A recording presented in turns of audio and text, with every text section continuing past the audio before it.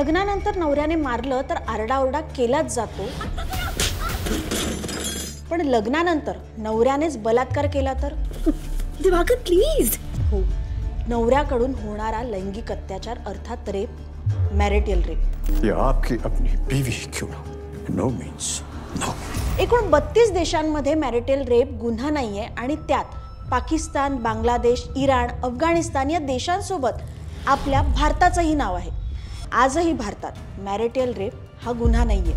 त्याविषयी सगळीकडेच आळीमिळी गुपचिळी, कोणी काहीच बोलत नाहीये. पण आज मात्र आपण याविषयीच बोलणार आहोत.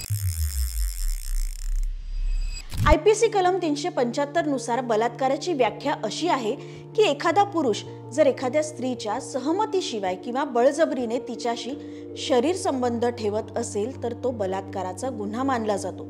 महत्त्वाचं म्हणजे एखाद्या विशिष्ट इच्छेखातर किंवा मृत्यू किंवा मारहाणीच्या भीतीमध्ये स्त्री सहमती देत असेल तर त्यालाही बलात्कारच मानला जातो. तसंच यात हे सुद्धा स्पष्ट करण्यात आलं आहे की संभोगावेळी फक्त पेनिट्रेट करणं म्हणजे सुद्धा बलात्कार मानला जातो आणि यासाठी कलम 376 नुसार 10 वर्ष ते जन्मठेपेपर्यंतची शिक्षा होऊ शकते. पण कलम 375च्या अपवाद 2 मध्ये सांगितलंय की पती आणि पत्नी यांच्यातल्या जबरदस्तीने केलेल्या लैंगिक संबंधांना बलात्काराचा गुन्हा मानण्यात येणार नाही.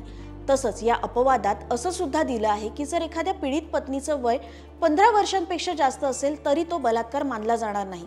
आता या कायद्याचा मुळात जन्म झाला कधी तर इंग्रजांच्या काळात. तेव्हाच्या ब्रिटिश कायद्यानुसार लग्नानंतर पत्नी ही पतीची मालमत्ता असते, त्यामुळे तिच्यावर पतीचा पूर्ण अधिकार असतो.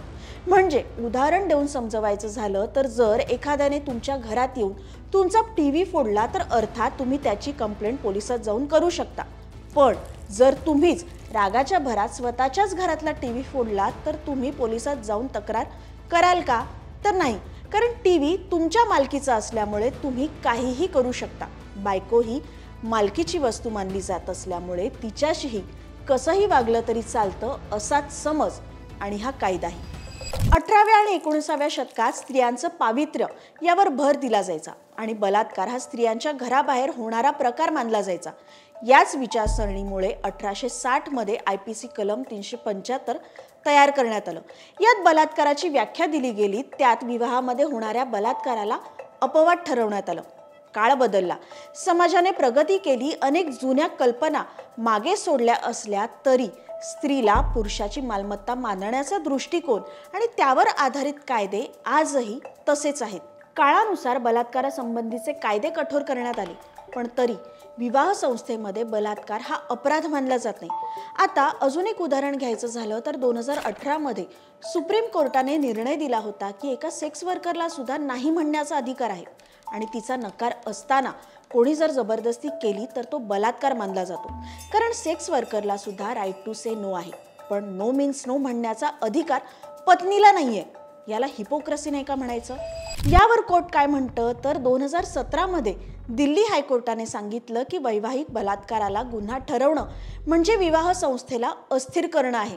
म्हणजे जो ब्रिटिश लॉ आपण एकेकाळी फॉलो करायचो त्या इंग्लंडमध्ये सुद्धा 1991 मध्ये हा आधीचा कायदा रद्द करून मॅरिटल रेपला गुन्हा ठरवलं गेलं. पण भारत आजही जुनाच कायदा फॉलो करते.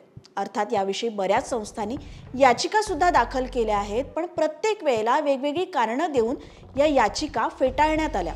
2022 मध्ये सुद्धा अशीच एक याचिका दाखल करण्यात आली होती.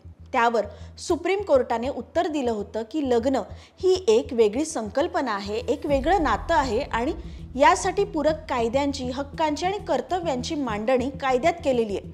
पण वैवाहिक बलात्काराला गुन्हा ठरवल्यामुळे पती आणि पत्नीच्या संबंधांवर गंभीर परिणाम होऊ शकतात. त्यात पुढे असंही म्हटलं आहे की पतीला पत्नीवर शारीरिक संबंधासाठी जबरदस्ती करण्याचा अधिकार नसला तरी वैवाहिक बलात्काराला बलात्कार विरोधी कायद्यात समाविष्ट करणं हे खूपच कठोर होईल. आणि पत्नीच्या हक्कासाठी सेक्शन 498 आहेच की, त्यात पत्नीवर तिच्या पतीकडून किंवा पतीच्या नातेवाईकांकडून होणाऱ्या अत्याचारासाठी शिक्षेची तरतूद आहेच. शिवाय गृह मंत्रालय असंही म्हणतं की दिलेल्या याचिकेमध्ये मांडलेला विषय हा कायद्यापेक्षा सामाजिक आहे. थोडक्यात काय तर वैवाहिक बलात्काराला गुन्हा ठरवता येणार नाही. याच वैवाहिक बलात्कार कायद्यासंदर्भात काही पुरुष हक्क संघटनेनीही आक्षेप घेतले आहेत. त्यांचं म्हणणं असं आहे की असा कायदा आला तर खोटे आरोपही महिला करतील, ज्यासाठी त्यांनी मॅरेज स्ट्राईक मोहीम सुद्धा सुरू केली होती. नुकत्याच घडलेल्या अतुल सुभाष सारख्या केसमुळे भीती वाटणं साहजिक आहे, पण ज्या महिलांवर खरोखर हा अत्याचार होतोय त्यांचं काय? कारण मॅरिटल रेप संदर्भात समोर आलेली आकडेवारी काहीतरी वेगळंच सांगते. 2019 ते 2021 मध्ये NFHS म्हणजेच नॅशनल फॅमिली हेल्थ सर्व्हेकडून एक सर्व्हे घेण्यात आला होता. यात 28 राज्य आणि 8 केंद्रशासित प्रदेशांमधून 707 जिल्ह्यांमध्ये सुमारे 6,37,000 कुटुंबांमध्ये हा सर्व्हे करण्यात आला होता. यात असं दिसून आलं की भारतातल्या 18 ते 49 वयोगटातल्या 3 पैकी एका महिलेवर पतीने अत्याचार केले, ज्यामध्ये किमान 5 ते 6% महिलांनी लैंगिक हिंसाचाराची तक्रार केली. कोविड काळात यात तर अजून वाढ झाली होती. पण फक्त कायद्याला दोष देऊन चालेल का? तर याविषयी जेव्हा मी ॲडव्होकेट कोमल कंधारकर यांच्याशी बोलले तेव्हा त्यांचं म्हणणं असं होतं की ही समस्या फक्त रुरल एरियामध्ये नाहीये, तर सुशिक्षित कुटुंबाची सुद्धा आहे. पण बोललं न जाणं ही त्याहून मोठी समस्या आहे. कायदा आला तरी त्याचा उपयोग होण्यासाठी स्त्रीने बोलायला हवं, आणि हा कायदा येणं गरजेचं आहे. कारण कलम 498 हा पत्नीवर होणाऱ्या हिंसेविरोधात आहे. पण जर पतीने बलात्कार केला आणि त्यात पत्नीला इजा झाली नाही तर नवऱ्यावर 498 पण ती लावू शकत नाही. त्यामुळे त्याचीही शिक्षा त्याला होणार नाहीये. याचा परिणाम काय? तर ती पत्नी फक्त घटस्फोटाची मागणी करू शकते.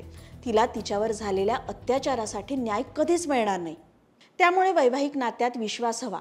ही व्यवस्था महत्त्वाची आहेच, पण म्हणून पत्नीवर होणारे अत्याचार तिने सहन करावे असं नाहीये. जर एखादी स्त्री याविषयी बोलली तरी बेडरूम मधल्या गोष्टी बेडरूम मध्येच ठेवाव्यात असं तिला सांगितलं जातं. त्यामुळे आजही अनेकांना वाटतं की बलात्कार हा फक्त घराबाहेरच होतो. नवऱ्याचा हक्कच आहे शरीरसंबंध, तर त्याला बलात्कार कसं म्हणणार? बायकोनं त्याला नकार देण्याचं काहीच कारण नाहीये. जुन्या पुरुष प्रधान धारणांमुळे कुणी काही बोलत नाही आणि भविष्यात वैवाहिक बलात्काराविरोधात कायदा आला तरी त्या संदर्भात जागरूकता नसेल तर काय उपयोग? बायका सहनच करत राहणार का?